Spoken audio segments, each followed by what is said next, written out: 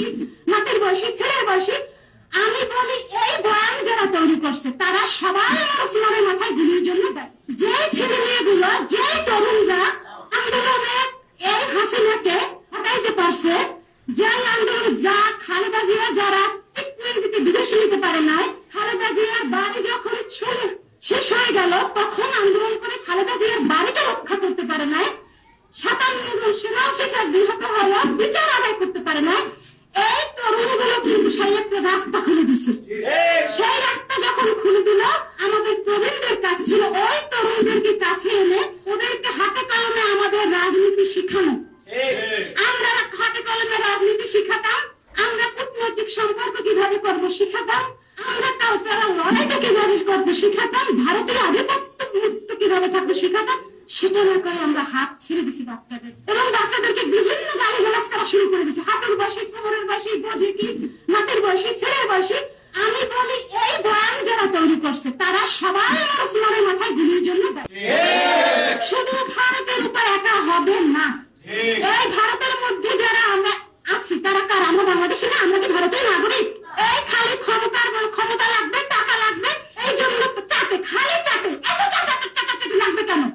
দেশের পরে আওয়ামী লীগ যখনই ধরে নিয়ে যায় অন্যান্য রাজনৈতিক দলরা তাদেরকে নিয়ে ছাড়া যাবে।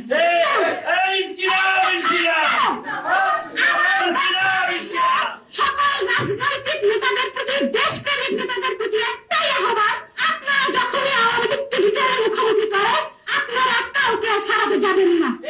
আপনারা শোনেন, আমাকে অনেকেই বলে ব্যালেন্স করে কথা বলে, আমার ঘর বুঝে ব্যালেন্স করে। আমার আর ব্যালেন্স কি আছে? কারণ আমার ওসমান আছে। আমার ওসমান তো শুধু আমার কাছে ভাই না, আমার সন্তান হয়ে উঠছে। আমাদের ভাই বোনদের কাছে এই যে সারা পৃথিবী যদি আমাকে বলে যে আমি আপনার ভাই, আসলে কি আমার ওসমান হয়তো পারবে? এটা সম্ভব? ওসমান হয়তো পারবে? এটা সম্ভব? এটা সম্ভব না।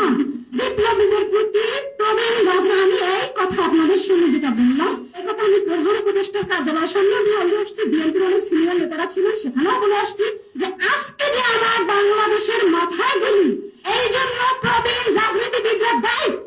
আপনারা লোভে পারবেন না। টাকা আজকে আছে, কালকে নাই। আর সোনাকে হত্যা করার জন্য মাত্র 10 লক্ষ টাকা দিছে। এই 10 লক্ষ টাকা কি অনেক কিছু? এই 10 লক্ষ টাকা শেষ হতে কতক্ষণ লাগে? আমি তো ভাবছি একটা বাংলাদেশ যদি লিখে দেওয়া হয় তারপর তো আমার ওসমান আসবে না। এই ওসমান তৈরি হবে না। এই ওসমানকে যদি আপনারা ধারণ করেন, আপনাদের মেধা এবং রাজপথ দুটোই দখল রাখতে হবে। আপনারা পারবেন না। আমার ওসমান বলতো আমি কিছু ছেলে মেয়ে তৈরি করে যেতে চাই, মানে আমার শোক, আমার কাছে আমি বিশ্বাস করি শক্তিতে ফিরে আসবে। আমি বিশ্বাস করি আমার ওসমান